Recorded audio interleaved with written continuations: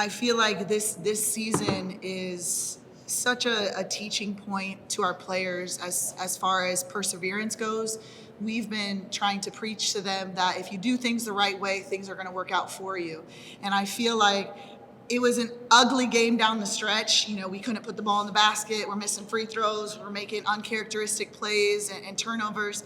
But I feel like when you do the things the right way, when you're communicating, when you're playing together, when you're playing unselfishly, and when you're playing good defense, you know, our defensive rebounding really held us in the second. I think that things are going to naturally flow your way. And I think a credit to our team, there was a few moments in that fourth quarter that were crazy. I think they had more composure than I did in those moments, which I'm very proud of them for that.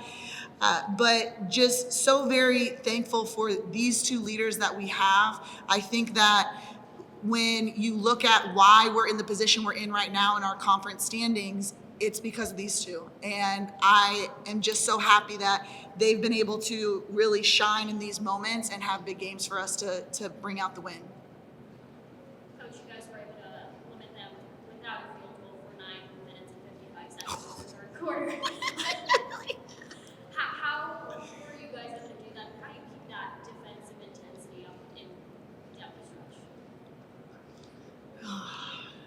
I feel like defensively, I have players that should be, first off, Defensive Player of the Year in conference. I'm putting the plug in now. Sigrun should be Defensive Player of the Year in the conference. And then Caia should be right behind her in votes. I feel like we have players that are very talented in that. But then also, the reason we're able to do that is because our players dedicate to scout. When we go through a lot of scout, we go through a lot of film, and they are so locked in, they know exactly what they're doing.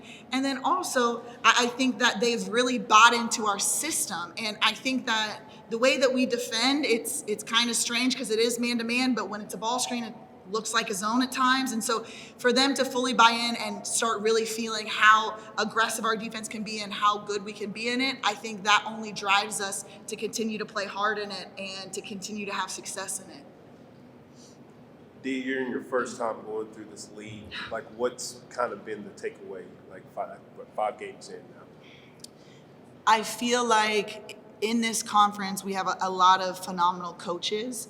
And one thing that I have said to my staff that I feel a little bit at a disadvantage is I don't have familiarity with the coaches as much as I'm used to. So down the stretch, I don't know all the late game calls that they might have that they've had in their pocket for 5 years that I know they're going to bring out. And so going through the conference, not knowing how they're going to defend the Princeton, not knowing how they're going to attack what we're doing defensively, it's a little bit of a challenge because when we're prepping for games, you know, we saw the UNCG game, which was our worst game in conference and our only loss. We thought they were going to pressure us. We thought they were going to be all up in our space, and they just packed it in and sat in and said, here, shoot the ball. And we kind of, we were spooked by that. And so I feel learning how each coach is going to attack the different things that we're doing. And then also, I think that even though it's my first year in the conference, the reason that we've done as well as we have is because I got veteran players like this right next to me that they know the ins and outs, they know the ebbs and flows. And we'll talk about somebody on scout and they'll add into it. They'll say, yeah, and she likes to go right. They have nicknames for some players in conference, which is sometimes funny.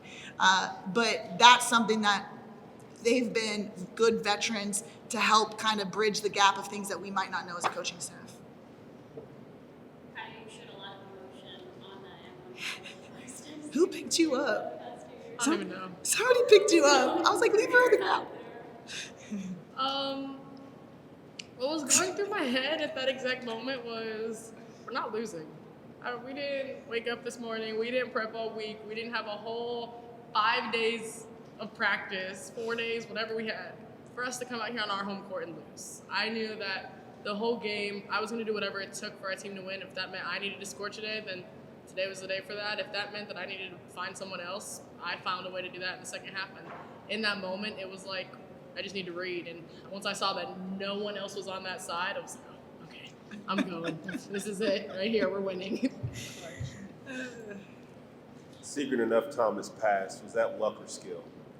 That was definitely skill. Yeah. She does that every day in practice and practices that shot, so definitely skill. we talk about being really good in the end of quarter situations.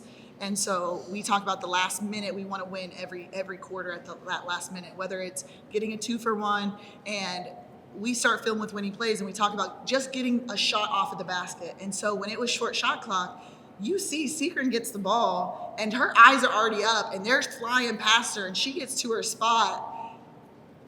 That was fantastic. I don't know if I've ever seen anything like that live, that long of a shot in that big of a game to win us the game. But I mean, it couldn't happen to a better person. And on the night that we're honoring her, for her to have not only a big shot, but she had some big drives, she had some big defensive plays, and I feel like a lot of times when you have players like these two, it's easy to get used to their greatness, if that makes sense. Like, it's easy to be like, oh yeah, Caia had 17, but that's Caia, like she's fantastic. Or, oh yeah, Sigrun had 11 points and 3 steals, or whatever that looks like. But these two are foundational pieces that are allowing us to have the run that we're having, and I'm just so grateful that they're my player for sure. Players. This is for either Caia or Sigrun. Both of you guys played significant roles in your freshman seasons for this program. What have you seen from Gianna that allows her to have so much success early on in her career? Personally, I think G just has, easy way to say it, she's a dog. G has this dog in her at practice. She has this dog in her in the game.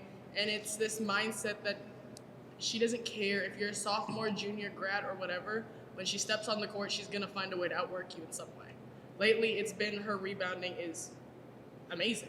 She's everywhere and nowhere at the same time. I never know where she is, but then all of a sudden she has the ball and she's calling for me to get it. I'm like, oh, okay. But I think it's her will to want to be great. She wants to genuinely be great, and if that means that she needs to do the little things that we've heard her to do, she's okay with that. And I think that's the best way to describe her. I think she grows every day. She comes in every day, works hard, and is showing in the game. She gets after those rebounds every game and saves us a lot of time. But yeah, she just goes out there and plays hard. So. And she's put in a lot of work to her 3-point shot. She's struggled a little bit, so to see her go 2 for 2, and those are some big shots, so those felt good as well.